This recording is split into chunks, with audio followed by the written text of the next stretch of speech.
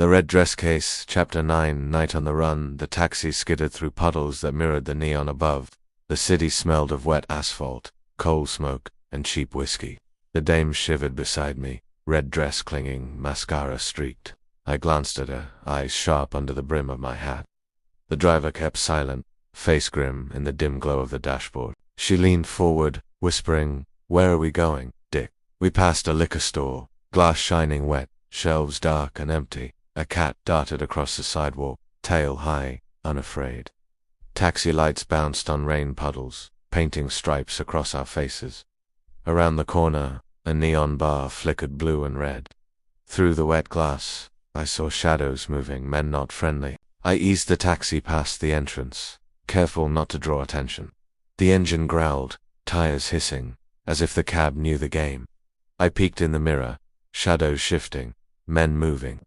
"We can't stop long," I muttered, teeth clenched. She nodded, lips pressed tight, eyes wide in the dim light. The cab turned onto a narrow side street, asphalt slick with oil and rain. Garbage piled in corners, smell strong, like decay and despair. She shifted, leaning closer. "Do you think they'll catch us?" Two figures emerged from an alley, long coats and fedoras, eyes sharp, hands stuck beneath coats where steel hid. The taxi slowed, timing everything with care. I tapped my fingers against the seat, pretending calm. But Dame held her breath, small knuckles white. The figures moved parallel, keeping pace, careful and silent. Ahead, a bridge rose over the river, dark and slick. I gestured to the driver, faster, but slow enough to stay unseen. The dame leaned back, eyes wide, tracing the city's edge.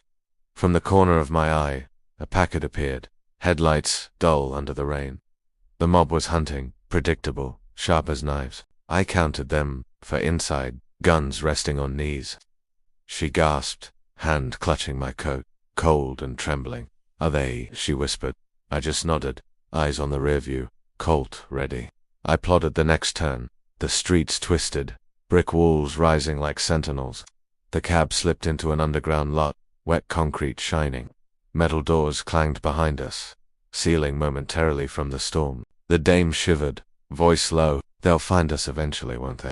I stared at her, wet lashes, lips trembling, knowing she was right. Outside, footsteps echoed faintly, distant but deliberate. We weren't alone, never alone. I checked the door, sliding the lock silently. The dame sat tense, chest tight, fingers crossed over her knees. Rain puddles reflected our shadows, long and uncertain. Somewhere far off, a siren wailed again, cutting through the storm, and I whispered, "Stay close," voice low, calm, necessary. She nodded, leaning into me. The cab moved toward the docks, where the city smelled of salt and oil. I counted exits, options, every path carefully. A cat darted past, bold and unafraid, tiny predator in the dark. I adjusted my hat, coat under coat, eyes scanning. We passed an old warehouse, windows dark, doors shut tight. Around the corner, neon flickered across wet streets. The cab slowed, signaling near a shadowed doorway. We slipped out, quiet, careful, footsteps splashing shallow in puddles. I checked the rear view. Shadows lingered, faint but real. The mob wasn't giving up, and neither were the cops. The dame stayed close, arms wrapped around herself. We ducked into a narrow stairwell leading down to the riverwalk. The smell of wet concrete and salt stung my nose. She whispered, "Dick, what now?" I gave her a hard glance, rain dripping from my hat.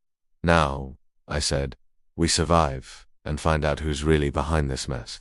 The river below glimmered under faint light, black water swallowing reflections. We paused, catching our breaths, knowing that night was far from over, and I knew tomorrow would demand more fire, more grit, and more survival.